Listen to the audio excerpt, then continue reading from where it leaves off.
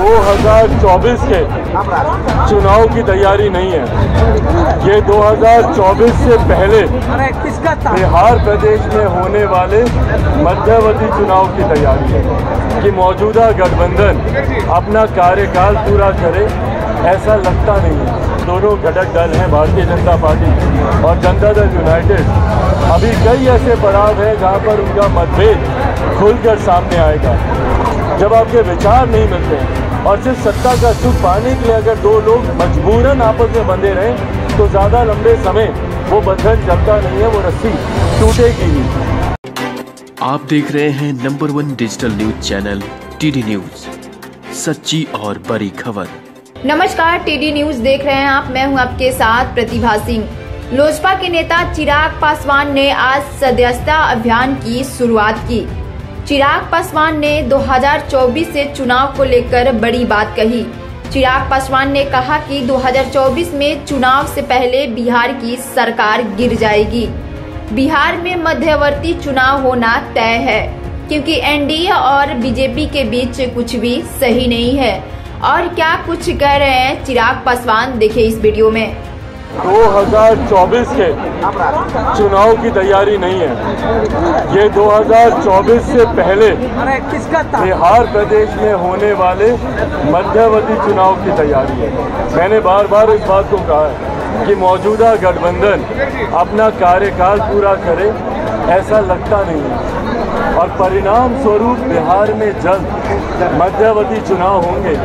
कल भी कुछ पत्रकार साथियों ने मुझसे सवाल किया था और उस वक्त भी मैंने इस बात का जवाब दिया था कि ये चुनाव से पहले की, ये तूफान से पहले की खामोशी है।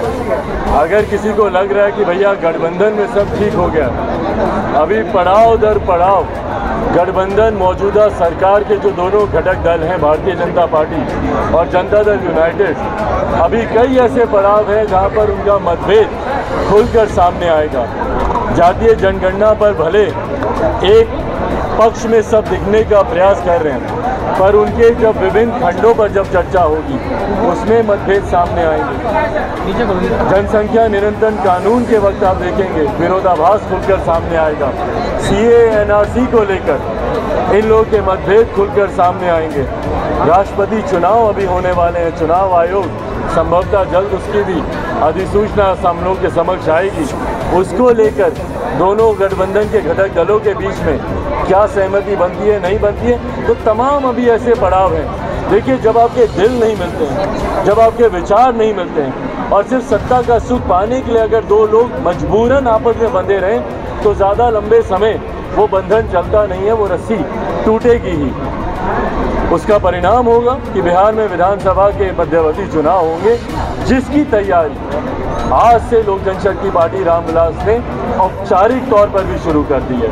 संगठन को बनाने की हम लोग बार बार बात कर रहे हैं। तमाम पदाधिकारी आज आजीवन सदस्य बनकर एक नए स्वरूप में हम लोग लोक जनशक्ति पार्टी को, और टेक्निकली करेक्ट स्वरूप में, क्योंकि पार्टी का नया नाम हम लोग को मिला है, उस स्वरूप में हम लोग संगठन को और मजबूत बूथ तक पहुंचाने का हम लोग काम कर रहे हैं। उस दिशा में ये कदम उठाया गया। 50 लाख सदस्य बनाने के लिए क्या कोई समय सीमा भी तय की गई है? देखिए, हम लोगों ने 3 महीने का, जिसमें पहले चरण में 1 महीने में पार्टी के जितने पदाधिकारी हैं, इंक्लूडिंग बूथ कमेटी तक के सदस्य, जो पार्टी के अधिकृत पदाधिकारी हैं, हर प्रकोष्ठ के जितने भी पार्टी के विंग्स हैं, सारे फ्रंटल ऑर्गेनाइजेशंस के पदाधिकारी including the main body, booth तक के जितने भी पदाधिकारी हैं, पहले चरण में 1 महीने के भीतर उनको सदस्यता लेनी होगी और उसके 2 महीने के भीतर हम लोग ये 50 लाख का लक्ष्य हम लोगों ने तय किया। आपने कहा कि आप पार्टी के नाम से बहुत खुश है, लोक जनशक्ति पार्टी रामविलास, लेकिन चुनाव चिन्ह जो हेलीकॉप्टर छाप मिला है आपको, उससे कितने संतुष्ट हैं? नहीं, देखिए, बिल्कुल हम लोग उससे भी हम लोग पूरी तरीके से संतुष्ट हैं। टेक्निकल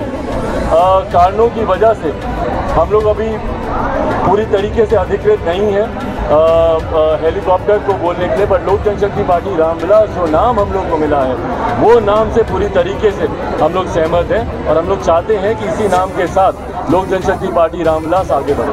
चिराग जी, एक सवाल आपसे बात की, किसके करीब रहेंगे मध्यावधि चुनाव में? किसके करीब रहेंगे सर? भाई, हम किसके करीब रहेंगे उससे ज़्यादा महत्वपूर्ण है कि बिहार फर्स्ट, बिहारी फर्स्ट के कौन करीब है। पिछले विधानसभा के चुनाव में भी बार बार इस बात को कहा जाता है कि भैया सीटों की संख्या को लेकर बात नहीं बनी, कम सीटें मिल रही थी। हाँ बिल्कुल कम सीटें मिल रही थी। मैं पुनः दोहराता हूँ कि मात्र 15 सीटें हम लोग को दी जा रही थी भारतीय जनता पार्टी और जनता दल यूनाइटेड, वो जो एनडीए गठबंधन था उनके द्वारा मात्र 15 सीटें हम लोग को दी जा रही थी। कई लोगों को भ्रमित किया जाता है कि नहीं ज़्यादा सीटें दी, हम लोग ज़्यादा सीटों की मांग कर रहे थे। मैं पुनः डंके की चोट पे इस बात को कहता हूँ कि कोई व्यक्ति अगर इस बात को झुठलाए कि नहीं आपको 15 से ज़्यादा सीटें दी जा रही थी, तो यकीनन क्योंकि पार्टी के कई पदाधिकारियों ने पहले से मेहनत कर रखी थी, तो संख्या भी एक कारण था, पर संख्या से ज़्यादा बड़ा कारण हम लोग के सिद्धांत, हम लोग के विचार थे। मैं मेरे Bihar first, Bihari first vision document पर एक लंबे समय से हम लोग काम कर रहे थे। मेरे नेता, मेरे पिता अपने अंतिम दिनों में आईसीयू बेड पर थे, तब भी वो बैठे फाइनल ड्राफ्टिंग कर रहे थे Bihar first, Bihari first vision document की। तो मेरे लिए उस विजन डॉक्यूमेंट को धरातल पर उतारना बहुत ज़रूरी था। और जो गठबंधन मेरे विजन डॉक्यूमेंट को सम्मान नहीं देता, इन्होंने स्पष्ट कर दिया था एनडीए गठबंधन के द्वारा कि भैया हम लोग चुनाव और चुनाव परिणामों के बाद गवर्नमेंट का एजेंडा 7 निश्चय ही होगा।